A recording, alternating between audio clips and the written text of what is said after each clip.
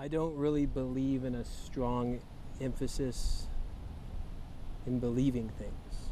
Yeah. Yeah. I think that's kind of a flawed method to start out with, because the belief has certain conclusions that are taken for granted. There's a lot of different propositions that you could posit about life. There's a lot of different statements that you could say. Yeah. In Aristotle's terms, there's a lot of syllogisms you could form: this, therefore this, therefore this. And, we can go along a process of deciding what's worth accepting and what's not worth accepting.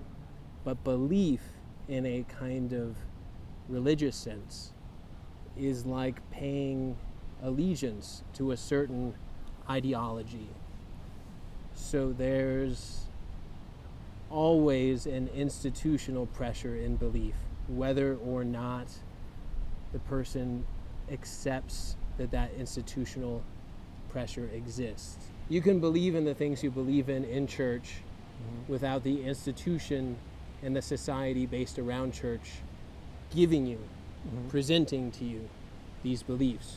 And so you internalize and you make it your own, because all of a sudden the tenets and doctrines that your group accepts, you now accept them. Yeah. You now ascribe to it. Yeah. You believe it, which means to some extent you're going to defend it. Right.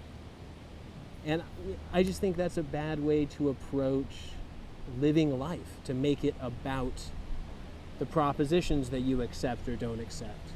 Because if you're living in a kind of open, free way that is naturally related to your subjective experience of being a human being, experiencing the world bit by bit, going along the arced trajectory that is your life, that starts in birth and leads in death, and there's this arc in between, you might change your mind about a lot of things over time, because you don't have all the experience. The results aren't in. You have a limited amount of decades here.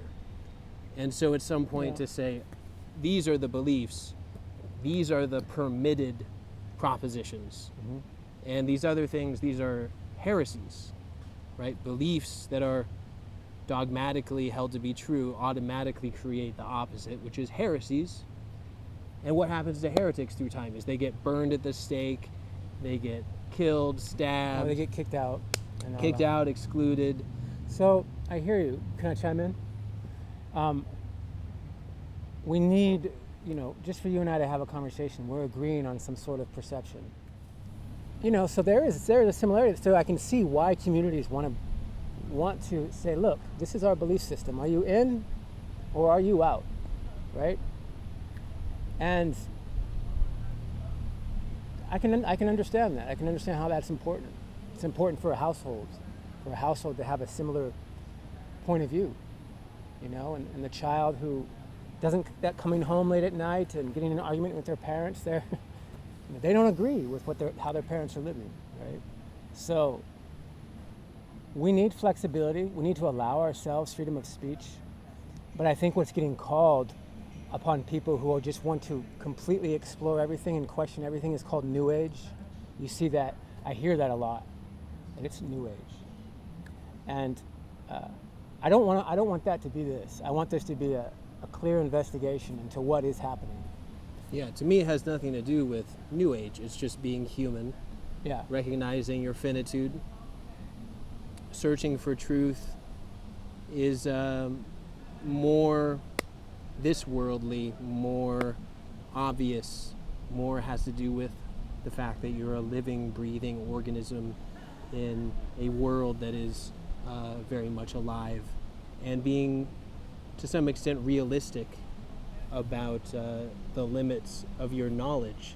Because the thing about statements of faith is that yes, they create a sense of solidarity for the community that collectively affirms the statement of faith. Right. But that solidarity is based on something artificial, this kind of leap of faith, which what makes that a leap is that you're bypassing some critical faculty of thought, which is your ability to doubt, your ability to analyze, your ability to call things into question.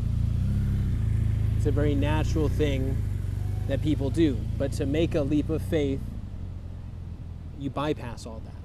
Now, it would be one thing if the statement of faith was, oh, gravity is a real thing, what goes up must come down.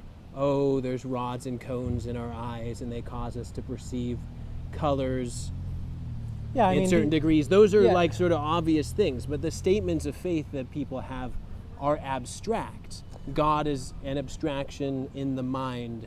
Sin is an abstraction in the mind. Spirituality is an abstraction. So let's get right to it. There seems to be a clear choice of what is good and bad for the person, right? And so I think that's what's threatening. When we're so open to all ideas, we might lose that sense of what is good and bad. And for some of us, that could be scary, because I know for me, for myself, I strayed away from any kind of authority, you know, and in a sense still do. Although I do feel that there is an intelligence or an awareness that is, I wouldn't call it the authority, but it's just part of us. And if we go against that, then we hurt ourselves physically and mentally. So, but I think coming to that conclusion takes a lot of individual investigation to allow someone to come to that knowledge through experience. It's not faith-based, that's an experience. Okay, now this does feel true. It feels true because I remember doing this and I've accumulated enough experience to understand. And so I think that's important. And I guess that's what we can call faith. Once we get to a point of like, I believe that I should stand up for people's right to speak what they want to speak, and yet intervene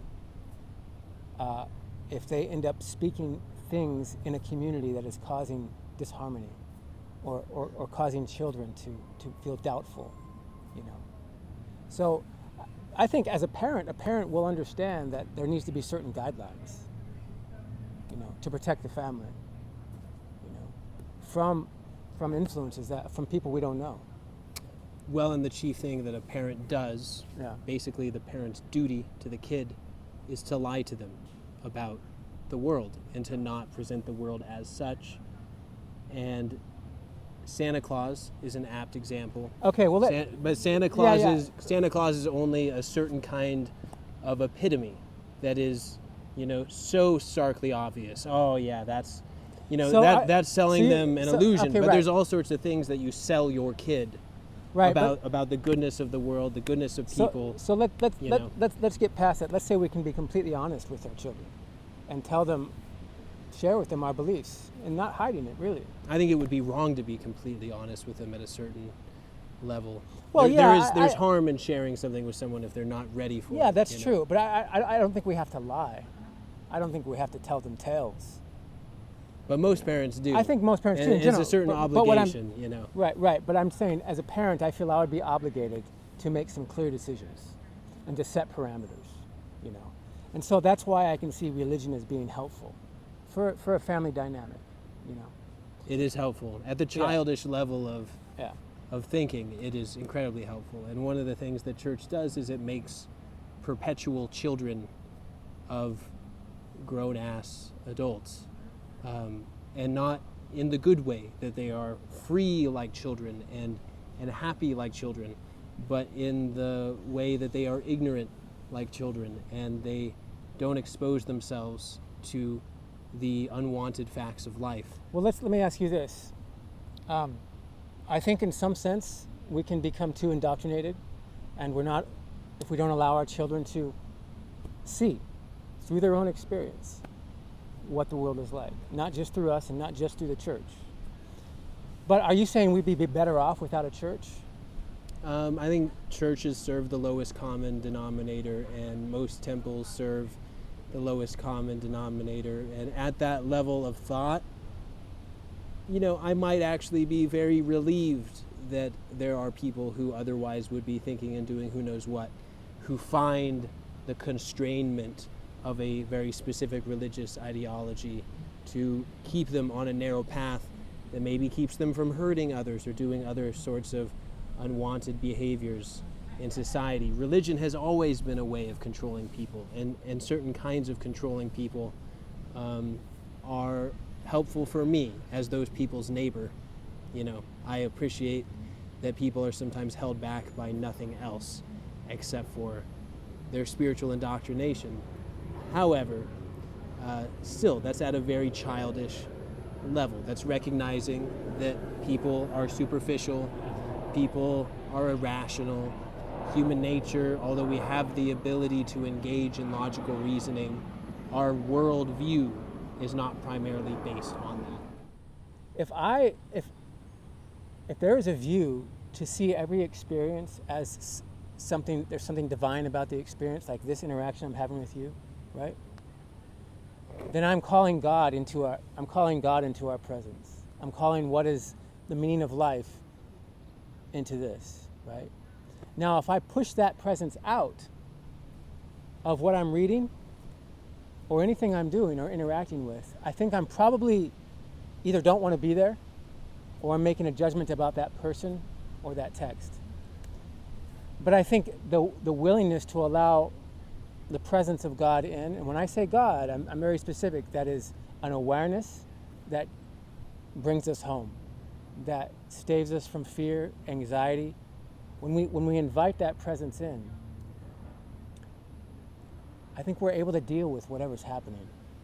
So I don't think there's a presence that you're inviting or excluding. Right. So to me, whatever is, it already is. Right, that's true. And there's nothing, you don't have the power to open up to a presence out there or to close yourself off from it. It's just how's that possible? I mean, let's just put it in a very physical example. My relationship with my wife, I'm open to that, and I can choose not to be.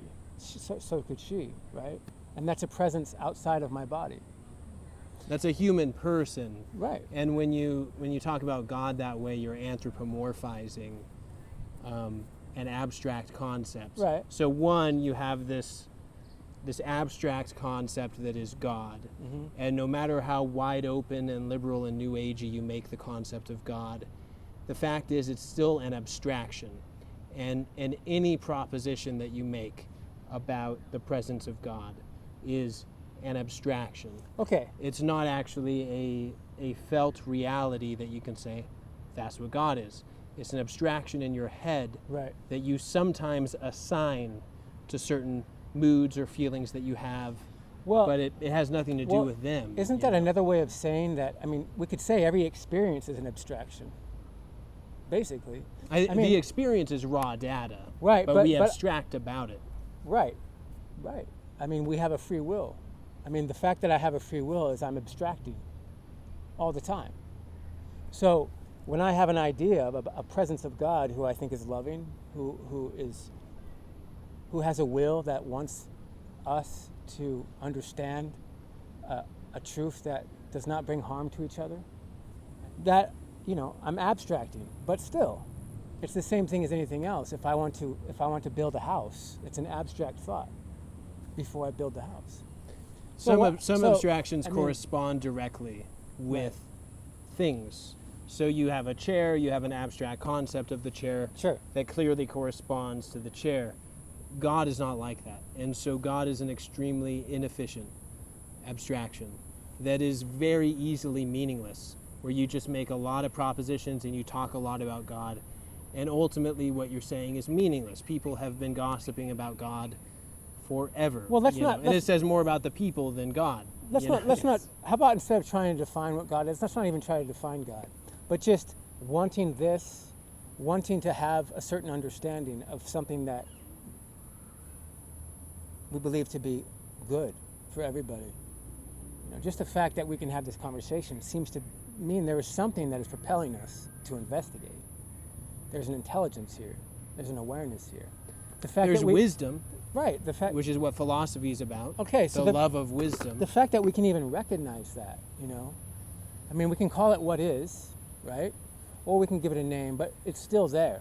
Wisdom would not be about abstractions, and wisdom would not be about propositions or tenets that you affirm or reject or signing your name at the dotted line of some particular system of thought. Wisdom would be a sort of acquired attitude from your own research, but it doesn't have to do with information. It doesn't have to do with facts per se and not facts, but it's an attitude you gain over time.